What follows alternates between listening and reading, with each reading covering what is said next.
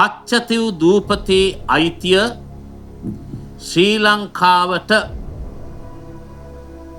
මව්බිමේ අයිතිය මැතිනිය දිනාගනී.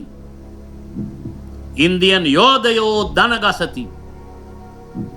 මෙම පුවත්පත් සිරස්තලයේ පළ වූයේ කවල වර්ෂයකද?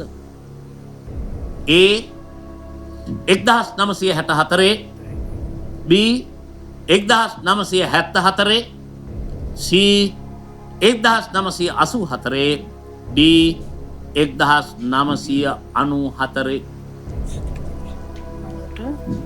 මව්බිමේ ඇති මැතිනිය දිනාගනී. අපි පුංචි කාලේ අපි දන්න මැතිනිය කියන්නේ සිරිමාව බණ්ඩාරනායක මැතිනියට. මැතිනිය කියන නමින් තමයි ඒ කාලේ මැතුවේ. ඒතකොට මේ සිද්ධිය වෙන්න ඕනේ එතුමිය අගමැති තනතුරේ ඉන්න කාලෙක වෙන්න ඕනේ. අපිට මේ උත්තරේදී ඉන්දියාවත් අදාළයි මං හිතන්නේ. මොකද ඉන්දියන් යෝධයෝ කියලා තියෙනවනේ. ඔව්. නේද? ඔව්. ඒතර ඉන්දියන් යෝධයෝ දනගස්සලා තමයි මේ වැඩේ කරගෙන තියෙන්නේ.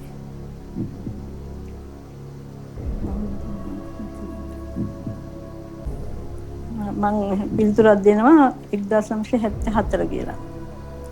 Final answer. Final answer. මගේ මතකයන් මං කැමති සුනේට්ටත් එක්ක බෙදා ගන්න. 1970 ඔයාටයි මටයි දෙන්නටම මතක තියෙනවා. 70 තමයි සිරිමාවෝ බණ්ඩාරනායක අගමැති. එතකොට 77 තමයි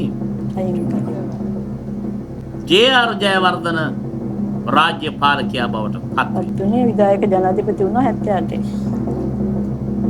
එතකොට ඉන්දිරා ගාන්ධිත් එක්ක හිටපු මිතුරිය තමයි සිරිමාවෝ බණ්ඩාරනායක. මේ සිරස්තලයේ කවද්ද මේ විදිහට එනම් පත් වෙන්නේ නැත්තේ? කච්චතිව් දූපතේ අයිතිය ශ්‍රී ලංකාවට, මව්බිමේ අයිතිය මැතිනිය දිනාගති. ඉන්දියන් යෝධයෝ දන ගසති.